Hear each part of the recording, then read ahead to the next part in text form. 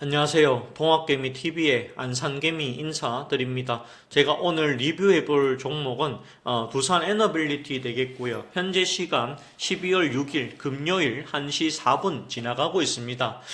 현재 이 두산 에너빌리티를 비롯해가지고요. 이 원자력 관련 종목들이 계속해서 하락이 나오고 있다라는 것이죠. 두산 에너빌리티뿐만 아니라 지금 한전 기술은 더 많이 떨어지고요. 그 다음에 한전 KPS도 오늘 하락이 나와주고 있고요. 그 다음에 우리기술도 오늘 급락이 나옵니다. 그나마 두산 에너빌리티니까 3% 정도 하락을 버티고 있는 겁니다. 그 생각이 조금 많이 듭니다. 자, 이 원자력이 왜 이렇게 빠지고 있을까에 대해서, 그리고 이 빠졌을 때 지금으로서는 대응을 어떻게 하는 게 좋은가에 대해서 제가 설명을 드릴 건데요.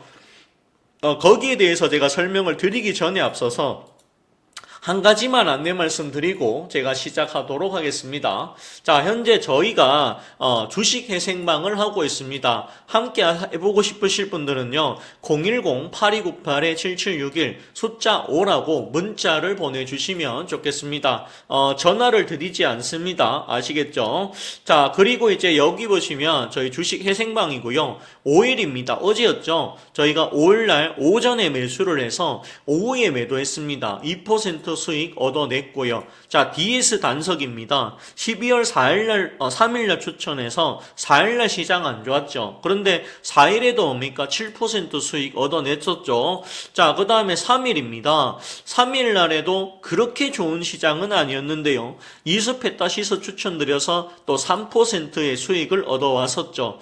자, JYP입니다. 22일날 추천해서 6일날에 매도했는데 5% 수익 얻어왔습니다. 자, 신성델타테크 5일날 11월 25일날 추천드려서 6일날 매도했는데 12%의 수익을 얻어냈습니다.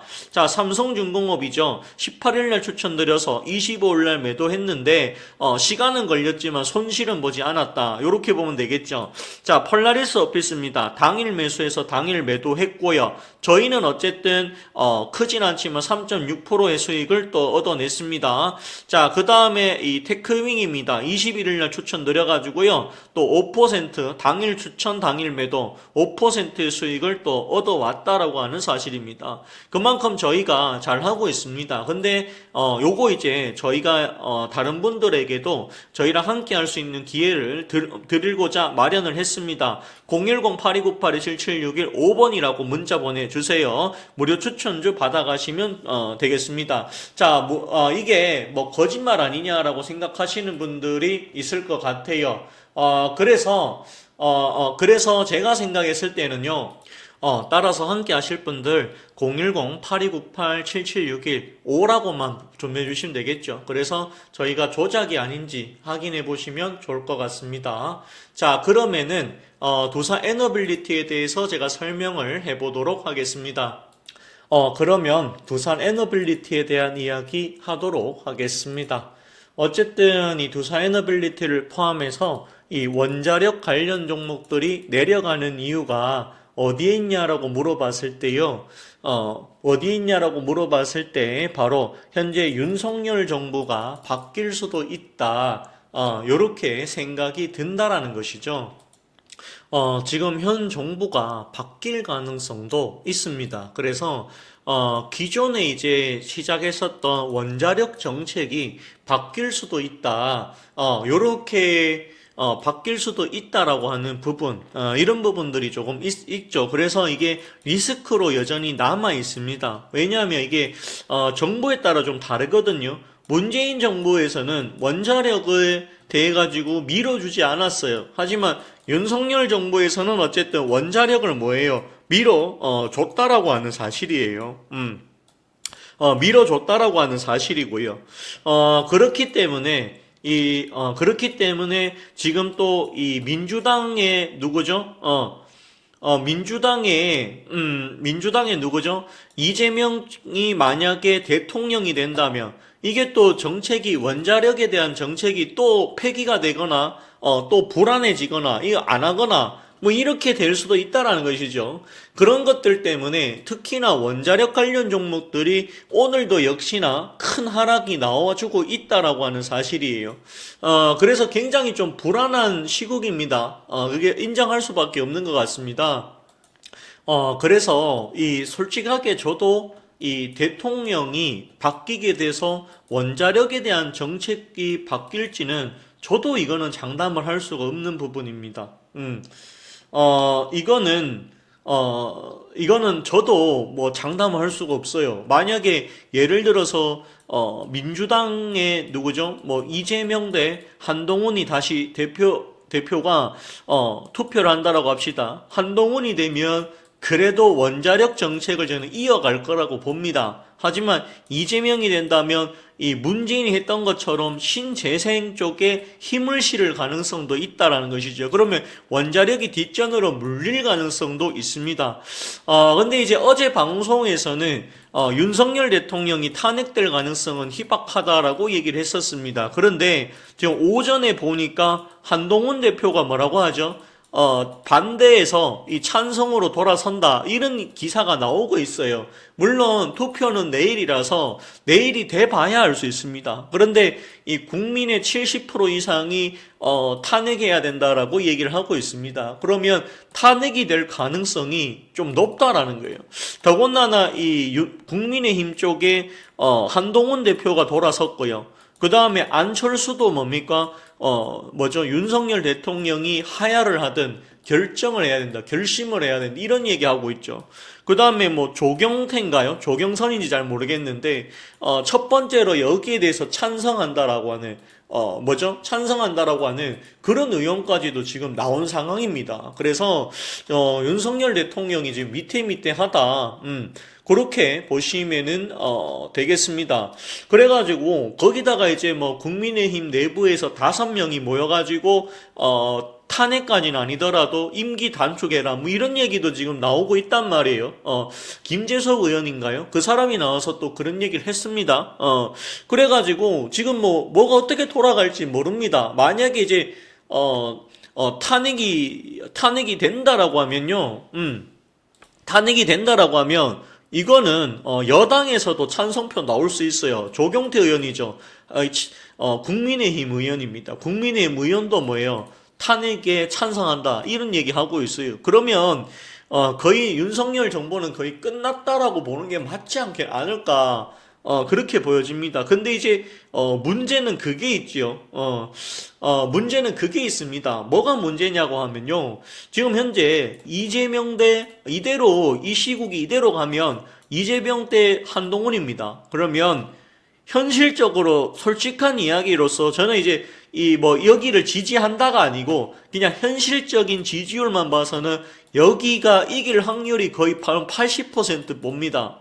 한동훈이 이길 확률이 굉장히 약합니다. 왜냐? 윤석열 대통령에 대한 지지율이 워낙 많이 떨어진 상황에서 계엄까지 하다 보니까 국민의힘을 지지하고자 하는 지지율이 떨어질 수밖에 없다라는 게 저희 개인적인 판단인 것이에요. 근데 이게 문제가 뭐냐 하면 지금 현재 이 민주당이 국회를 장악하고 있죠. 거대 다수당이잖아요.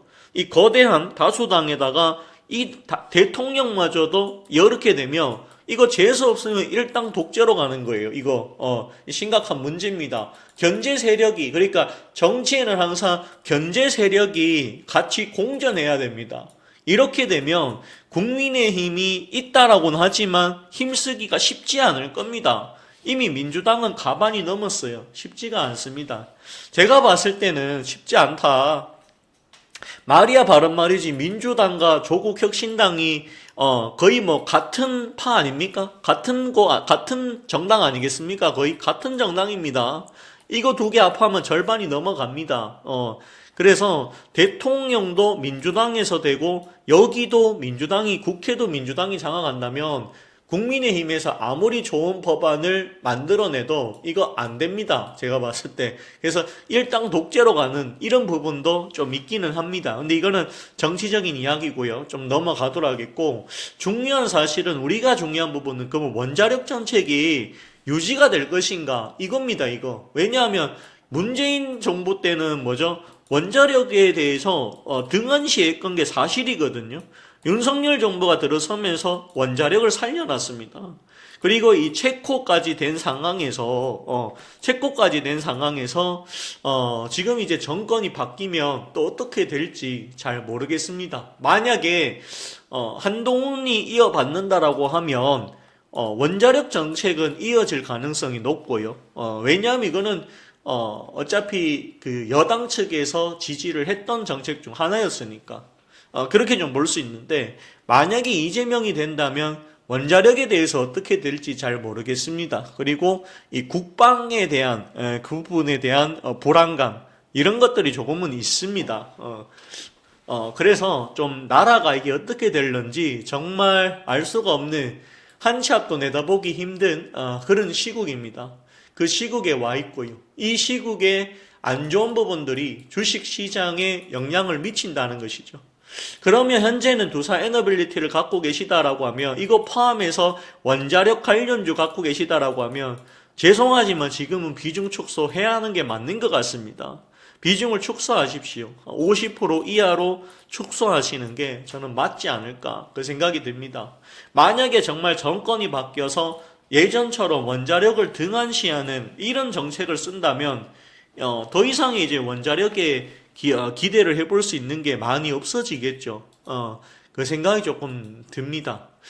미국도 마찬가지죠. 트럼프가 이제 당선이 되었고, 바이든이 하던 IRA를 폐지하겠다, 트럼프의 바이든의 색깔을 없애버리겠다, 이런 얘기하고 앉아있는데, 우리나라도 정권이 바뀌면 그렇게 된다라는 보장이 어디 있겠습니까?